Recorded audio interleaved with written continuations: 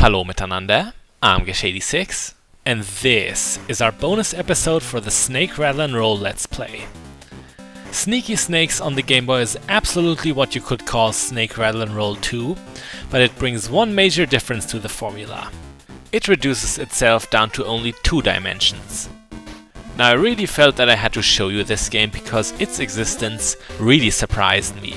I had never seen or even heard about Sneaky Snakes before the Snake Rattle and Roll Let's Play, and I only stumbled upon it because of that little bit of research that you do as an LPer. Learning something yourself while trying to present something is unexpected, but always welcome. So, one look at Sneaky Snakes is all it takes, and you will immediately feel at home.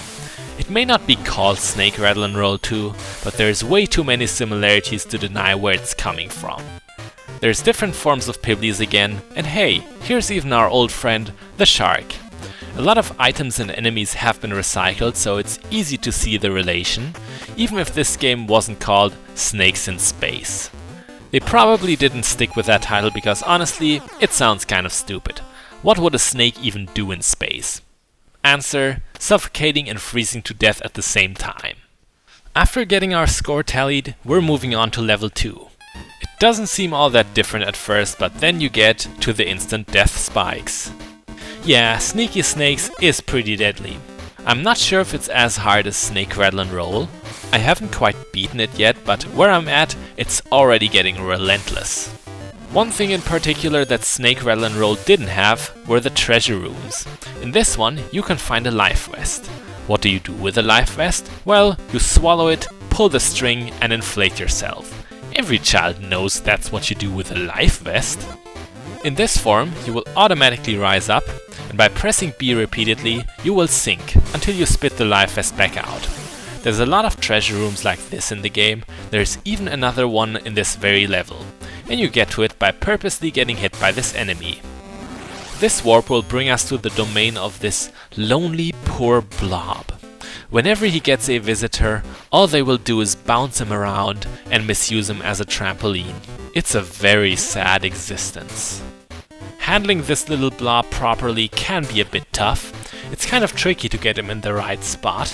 But it's still a pretty cool gimmick in my opinion. You've gotta hand it to this game. It's got some very fun and cool ideas. The 2D perspective may make it look a bit generic at first, but it gets very imaginative, especially with some of the nibbly-pibbly incarnations. Speaking of the Pibblies, we unfortunately have to farm some now.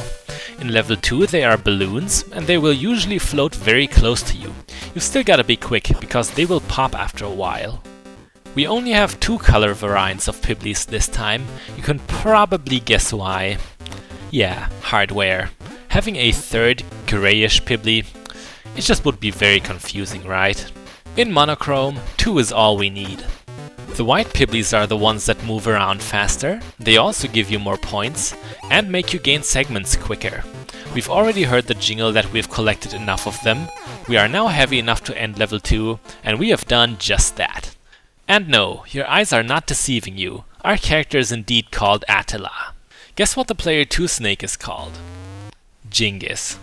With such unusual names, I'm pretty sure they have the same parents. Makes you wonder what other infamous warlords the family has borrowed from.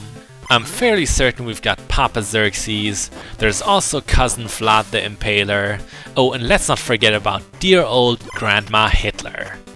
So levels 3 and 4 are set in a fiery cave. Here we find another familiar face from the first game, the malevolent and possibly unsanitary toilet seats. Level 3 may look very menacing at first, but there's another invincibility diamond just about every 5 steps, so a lot of the things you don't even have to worry about. And even if one of your diamonds actually runs out, if you're just quick enough, the hazards won't trigger until you're already past them. There's a special secret in this very bonus room. On this solitary platform is an invisible manhole. If you flip that one, it'll warp you straight to level 6. Level 6 is an underwater level and honestly, not a very fun one. I think it should be enough to tell you that it's there. Let's not actually go there.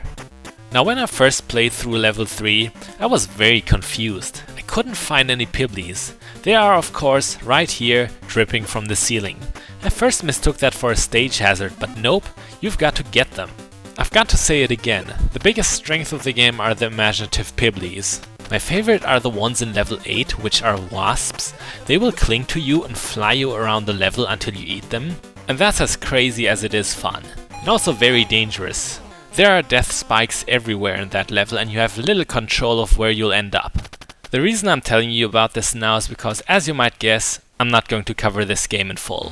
Remember, this is still just a bonus episode. We're not going to play through all of Sneaky Snakes.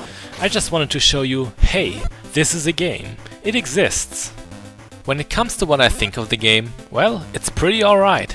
It's not as unique and feels a little bit more constructed than Snake Rattle and Roll, but it's still pretty solid at what it does. It's good enough for me to recommend it to you. That should do it for our mini review. Let's get back on track with level 4. It's a lot like level 3 in that you can bypass most of it while being invulnerable, but there's one new thing it gives us, the Pibble Bats. This time, they're actually in an environment where it makes sense to have them. Now that we've got pretty much everything explored, we can return to them with a speed up in hand. Those last for a whole level this time, by the way. That's very neat, and also very helpful to know when it comes to finding secrets. Not this one, you've just got to know it's there, but remember the one in level 3?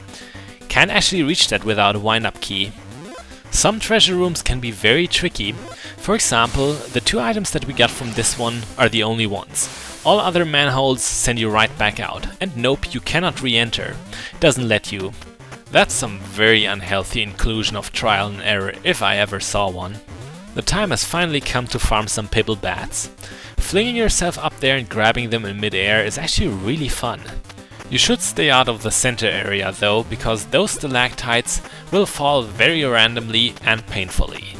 Of course, I give you that advice while completely disregarding it myself. Should just call myself Hypocrite 86, but that doesn't have a good ring to it. So, we're going to complete level 4 and leave it at that, while the game is still in a very playful mood. I hope you enjoyed this little extra for the Snake Rattle and Roll Let's Play, and more importantly, the Let's Play itself. I'm Gash86, this was Sneaky Snakes, and next time, a game that features less snakes than this one. Bis bald!